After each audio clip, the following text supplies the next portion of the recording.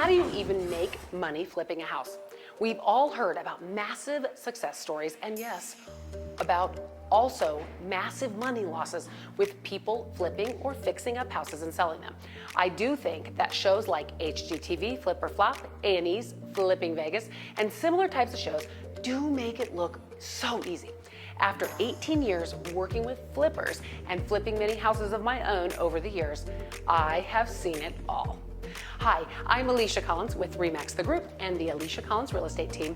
Thanks for watching. Make sure to subscribe to our YouTube channel for all things real estate and all things Wyoming. Here are my 6 tips to flipping a house. Number 1, buy it right and have a budget. Profit is made in the purchase of the home. Know the comps in the area for the house you want to buy, both as is and fixed up. Is there a massive range at resale determined by the finishes, or are they all around the same? Especially in the market we are in right now, you want to make sure you have a great idea what you will get if you sold it today and in the future. Will the market change in the 3 to 6 months it takes you to sell it? All of my successful flippers know approximately what a house will take to fix up after they look at the house. And after they find a home they want, they all write down a budget before they make an offer. Sometimes writing it down and adding up what each item will cost shows you that it really isn't the good investment you thought it was initially. They also account for unknowns on every single deal. You don't want to do all this work only to break even or make very little money. Number 2, use finishes that make financial sense, not what you would put into your personal house. Now, I'm not suggesting that you buy junk and put that in your remodel.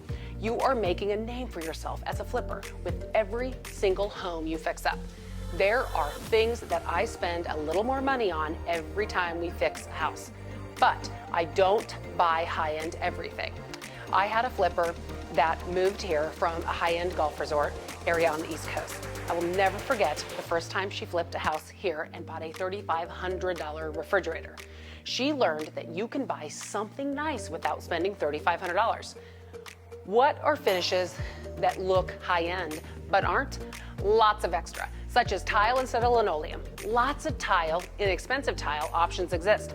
And when installed in bathtub surrounds, bathroom, kitchen floors, and backsplash in kitchen, it adds elegance.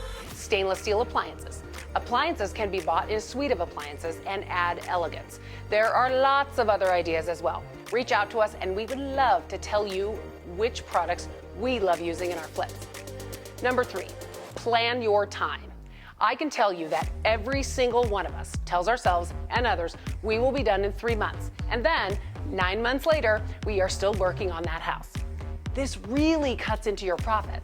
Like I said previously, the market can change, and this can be for the better or it can be for the worse.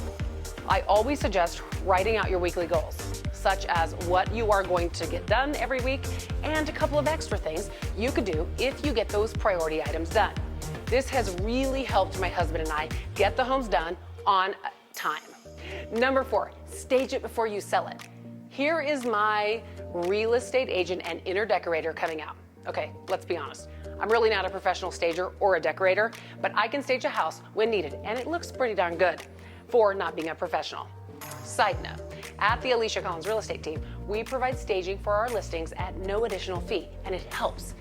Even though the house looks amazing and has lots of new features, we know we can hit the real estate market with a bang. Light staging in the living room, dining room, kitchen, and bathrooms helps potential buyers envision what it would be like to live there. Number 5, buy a home warranty. Sometimes buyers, especially first-time home buyers, view these remodeled houses as new homes, even though they are not. Let's face it, if something works in the home when you buy it, to fix it up, you're most likely going to keep it. If the water heater works when you buy the flip house, you will most likely leave it. Same with a furnace. If something happens after closing to an appliance or a mechanical item, a home warranty helps prevent all havoc from breaking out. The buyer calls the home warranty company instead of you. Number 6, give yourself some grace. You'll be learning as you go.